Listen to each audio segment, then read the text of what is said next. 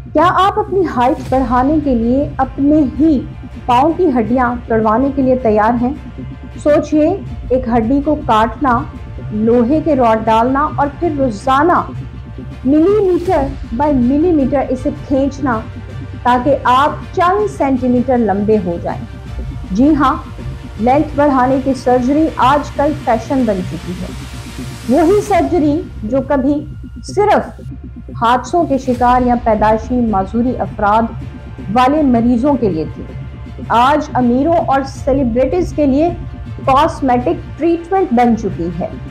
लेकिन यहाँ कुछ सवाल आते हैं। पहला सवाल, क्या ये इलाज है या जुनून? दूसरा, क्या सोसाइटी का प्रेशर इतना ज्यादा है कि इंसान अपने ही जिस्म को टॉर्चर करने पर तैयार हो जाए? तीसरा, क्या टॉल हाइट वाकई कामयाबी और खूबसूरती की गारंटी है?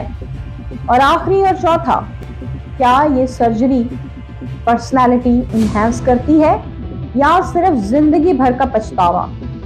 आज हम लिम्ब लेंथनिंग सर्जरी के इसी अंधेरे पहलुओं पर बात करेंगे।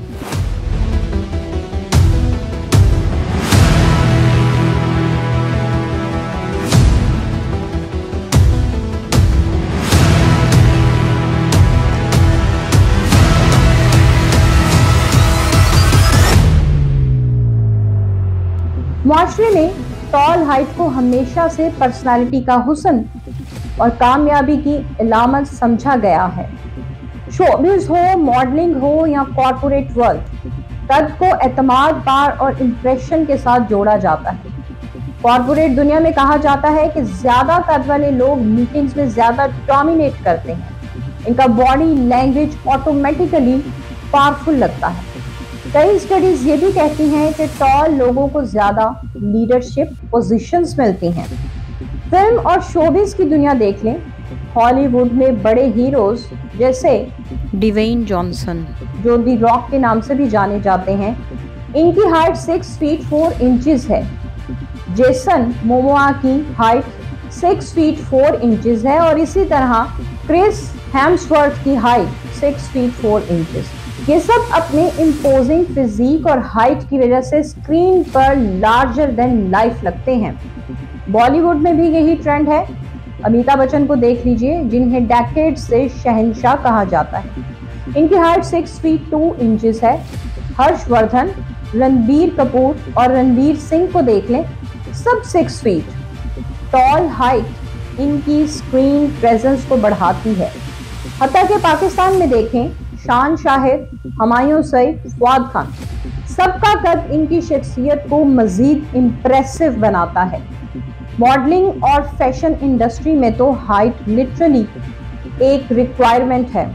खवातीन मॉडल्स के लिए 5 फीट 8 इंचेस से ऊपर और मर्द मॉडल्स के लिए कम से कम 6 फीट होना अक्सर लाजमी समझा जाता है। यही वजह है कि टॉल मॉडल्स रैंप पर ज्यादा डिमांड में हैं। यानी हाइट सिर्फ खूबसूरती नहीं, बल्कि करियर की कामयाबी में भी अक्सर टिकट टू सक्सेस समझी जाती है। और यही वो वजह है कि लोग लिम्ब लेंथनिंग सर्जरी जैसे एक्सट्रीम स्टेप्स लेने पर मजबूर हो जाते हैं, क्योंकि मुआशरे ने इनके जहन में ये नैरेटिव बिठा दिया है कि टॉल होना is equal to success. Showbiz और मॉडलिंग इंडस्ट्री में तो हाइट को कैरियर बनाने और कैरियर बचाने का जरिया समझा ही जाता है, लेकिन अब ये जुनून आम लोगों को भी अपनी पेट में ले रहा है। रिपोर्ट्स के मुताबिक कई एस्पायरिंग बॉलीवुड एक्टर्स ने सीक्रेटली लिम्ब लेंथनिंग सर्जरी करवाई ताकि वो फिल्मों में हीरो मटेरियल लग सके। कुछ मशहूर नाम तो सामने नहीं आए, लेकिन मुंबई के कॉस्मेटिक सर्जरी क्लिनिक्स ओपनली ये एडमिट करते हैं कि इनके ज़्यादातर clients aspiring actors and models होते हैं। साउथ कोरिया की बात करें तो यहाँ कॉस्मेटिक प्रोसीजर्स बहुत कॉमन हैं। मीडिया में कई बार ये खबरें आई कि कुछ के पॉप ट्रेनीज और एक्टर्स ने अपनी लेंथ बढ़ाने के लिए सर्जरी कंसिडर की, क्योंकि कोरिया के इंडस्ट्री में हाइट को ब्यूटी और टैलेंट के साथ जोड़ दिया गया है। अब आते हैं हॉलीवुड की तरफ। हॉलीवुड में भी टॉल हीरोज को हमेशा ज्यादा पावरफुल दिखाया गया है। टॉम क्रूज जो 5 फीट 7 इंचेस हैं, इनकी ही मिसाल लीजिए। वो अपनी हाइट को छुपाने के लिए हमेशा शूज में हील वियर करते हैं और मूवीज में अक्सर कैमरा एंगल्स ऐसे यूज किए जाते हैं कि वो टॉलर लगे। कई एंटरटेनमेंट मैगजीन्स में ये भी डिस्कस हुआ कि कुछ हॉलीवुड एस्पायरेंट्स ने लिम्ब लेंथनिंग सर्जरीज कंसीडर की ताकि वो अपनी स्क्रीन प्रेजेंस बढ़ा सकें। अब आते हैं पाकिस्तान की तरफ। हमारे यहाँ भी मॉडलिंग एजेंसीज और ड्रामा इंडस्ट्री में टॉल हाइट को प्रायोरिटी दी जाती है। रिपोर्ट्स के मुताबिक कराची और लाहौर में कुछ प्राइवेट क्लिनिक्स ने एडमिट किया कि इनके पास ऐसे पेशेंट्स आए जो मॉडलिंग और एक्टिंग के लिए अपनी हाइट बढ़ाना चाहते थे। यही वजह है कि टॉल होना सिर्फ एक बायोलॉजिकल फैक्ट नहीं बल्कि एक सोशल एडवांटेज बन चुका है। आज के दौर में हाइट पर्सनालिटी का हिस्सा नहीं बल्कि आइडेंटिटी का हिस्सा बन चुकी है।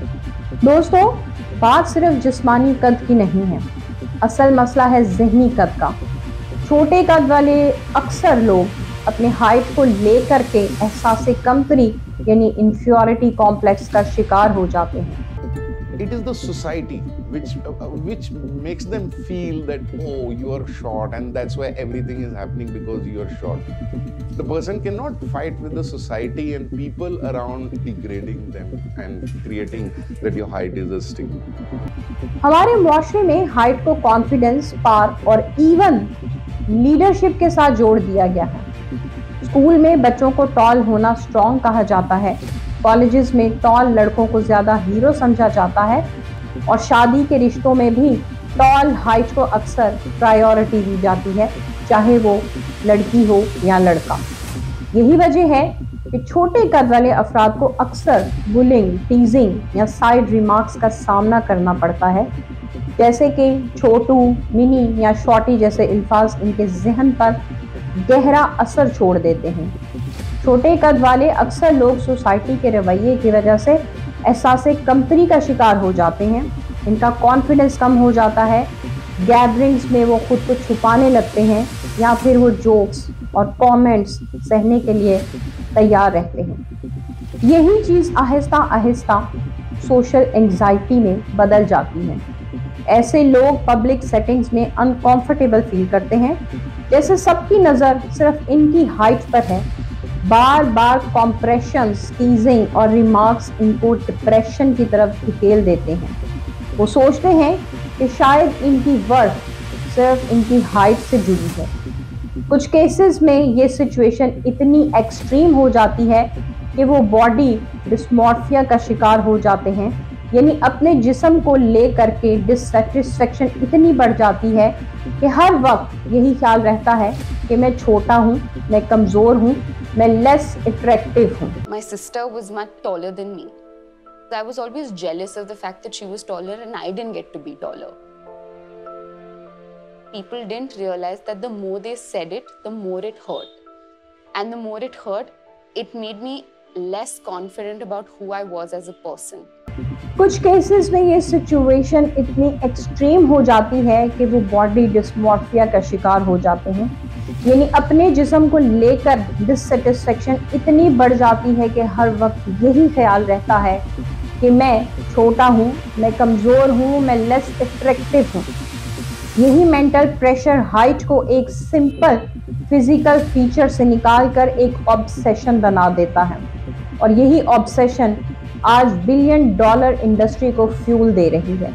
जी हाँ, height increasing supplements industry. Market में आपको हज़ारों प्रोडक्ट्स मिल जाएंगे, जैसे कि पिल्स और सिरप, पाउडर्स और प्रोटीन शेक्स और हर्बल कैप्सूल्स और ग्रोथ बूस्टर्स। ये सब यही दावा करते हैं कि सिर्फ 3 माह में कद बढ़ाएं या 2 इंच की गारंटी, वरना पैसे वापस। लेकिन सवाल ये है कि क्या ये वाकई काम करते हैं? चलिए देखते हैं साइंस क्या कहती है। मेडिकल रिसर्च के मुताबिक पुबर्टी के बाद बोन्स के ग्रोथ प्लेट्स बंद हो जाते हैं, यानी 18 से 20 साल के बाद आपका नेचुरल कद तकरीबन फिक्स हो जाता है। इसके बाद कोई भी सिरप, टैबलेट या इंजेक्शन आपका कद नहीं बढ़ा सकता। कैल्शियम और विटामिन डी जैसे न्यूट्रिएंट्स बोन को हेल्दी ज़रूर रखते हैं, लेकिन वो हड्डी को लंबा नहीं कर सकते। तो हकीकत ये है कि ये सप्लीमेंट्स सिर्फ मार्केटिंग टैक्टिक्स हैं। दूसरी तरफ सर्जरी है। ये कोई सिरप या पाउडर नहीं, ये है हड्डियां काटना, इन्हें आहिस्ता आहिस्ता खींचना और महीनों तक रिकवरी। ये सर्जरी आपको वाकई 5 से 8 सेंटीमीटर तक हाइट बढ़ाकर दे सकती है, लेकिन इसकी कीमत भी बहुत भारी है। शदीद पेन, महीनों का इमोबिलाइजेशन, नर्व डैमेज और आर्थराइटिस के रिस्क, और लागत है लाखों रुपए। अब आप सोच रहे होंगे कि ये सर्जरी आखिर होती कैसे है। लंबाई बढ़ाने की सर्जरी, जिसे लिम्ब लेंथनिंग सर्जरी कहा जाता है, एक बहुत पेचीदा और तकलीफदेह अमल है। It was pioneered by this man, Gavril Alizarov, a Soviet doctor treating injured soldiers returning from the Second World War. Techniques have changed during the last 70 years, but many of the principles remain the same. ये surgery हमेशा से एक cosmetic fashion नहीं थी। शुरू में ये सिर्फ उन मरीजों के लिए इस्तेमाल होती थी जिनके पाँव या टांगों में पैदाइशी नुक्स हो या कोई हड्डी हादसे के बाद सही तरह से जुड़ ना पाई हो।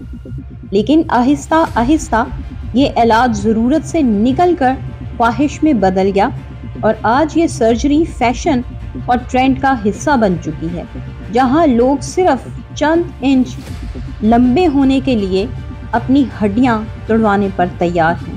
डॉक्टर सबसे पहले आपकी टांग या पिंडली की हड्डी, आमतौर पर रान या पिंडली को सर्जरी के जरिए कट कर देते हैं। फिर एक खास मेटल रॉड या फ्रेम हड्डी के दोनों हिस्सों के दरमियान लगा दिया जाता है। ये रॉड रोजाना मिलीमीटर्स के हिसाब से खोला जाता है ताकि हड्डी के दरमियान नया हड्डी का टिश्यू बन सके। ये पूरा अमल कई महीनों में मुकम्मल होता है, बाज़ केसेस में 6 से 12 महीने तक लग जाते हैं। पहले हड्डी खींचती है, फिर जिस्म नया बोन टिश्यू बनाकर खला को भर देता है। आखिर में फ्रेम या रॉड हटा दिया जाता है और फिर रिहैबिलिटेशन का लंबा मरहला आता है, जिसमें मरीज को चलना फिरना दोबारा सीखना पड़ता है और इस दौरान फिजियोथेरेपी रोजाना लाजमी है। यानी टॉल होने का ख्वाब, मगर कीमत है महीनों का दर्द, लाखों का खर्च और जिंदगी भर के कॉम्प्लिकेशंस का खतरा। यानी ये कोई मैजिक सर्जरी नहीं है, बल्कि एक लंबी, महंगी और तकलीफदेह जर्नी है। यहाँ आपको बता दूं कि सप्लीमेंट्स इजी और चीप तो हैं, लेकिन साइंटिफिकली इनइफेक्टिव हैं। दूसरी तरफ सर्जरी इफेक्टिव तो है, लेकिन रिस्की, पेनफुल और एक्सट्रीमली एक्सपेंसिव। यानी हाइट बढ़ाने के ख्वाब बेचने वाले दो एक्सट्रीम्स हैं। एक तरफ झूठे वादे, दूसरी तरफ खतरनाक हकीकत। अमेरिका की एलेन फो, जिनको अपनी छोटी हाइट से नफरत थी, ने चंद इंच लंबाई बढ़ाने के लिए ये ऑपरेशन करवाया, जो बुरी तरह नाकाम हो गया। एलाइन बताती हैं कि ये कभी धात की पिन हड्डी के आर पार निकल आई और कभी ऐसा लगता जैसे टांगे अंदर से जल रही हैं, जबकि कुछ लोग कहते हैं कि इनकी जिंदगी बदल गई। यानी ये गैम्बल है, या तो आपको नया कॉन्फिडेंस मिलता है या फिर लाइफ लॉन्ग कॉम्प्लिकेशंस। कहते हैं टॉल होना एक नेमत है, लेकिन क्या ये नेमत सर्जरी से खरीदी जा सकती है? क्या ये सब वाकई वर्थ इट है? क्या सिर्फ चंद इंच के लिए अपनी जिंदगी खतरे में डालना समझदारी है, या फिर हमें अपने कॉन्फिडेंस को हाइट से डिफाइन करने की बजाय अपने स्किल्स, इल्म और पर्सनालिटी से करना चाहिए? याद रखिए, असल शख्सियत वो है जो आपके किरदार, सोच और अमल से झलकती है, ना कि सिर्फ कद से। कद बढ़ाना शायद आपको चंद लम्हों के लिए खुशी दे, लेकिन अपनी सलाहियतों और सेल्फ कॉन्फिडेंस को बढ़ाना आपकी पूरी ज़िंदगी बदल सकता है। असल हकीकत ये है, कद इंसान को बड़ा नहीं बनाता, सोच बनाती है। करैक्टर, स्किल्स और कॉन्फिडेंस वो चीज़ें हैं जो इंसान को ज़माने में ऊंचा मुकाम देती हैं। लेकिन अगर फिर भी आप इस ख़तरनाक सफ़र पर निकलना चाहते हैं, तो याद रखिए, हर सर्जन कामयाब नहीं होता, हर सर्जरी सेफ नहीं होती और हर स्टोरी हैप्पी एंडिंग नहीं बनती। प्रॉपर रिसर्च कीजिए, कॉम्प्लिकेशंस को समझिए और उन लोगों से बात कीजिए जो ये सब झेल चुके हैं, क्योंकि एक गलत डिसीजन आपकी जिंदगी हमेशा के लिए बदल सकता है। याद रखें, असल बुलंदी जमीन से नहीं, आसमान को छूने वाली सोच से नापी जाती है। अगर ये वीडियो आपको सोचने पर मजबूर कर गई है तो लाइक कीजिए, शेयर कीजिए और मजीद ऐसी हकीकत से पर्दा उठाने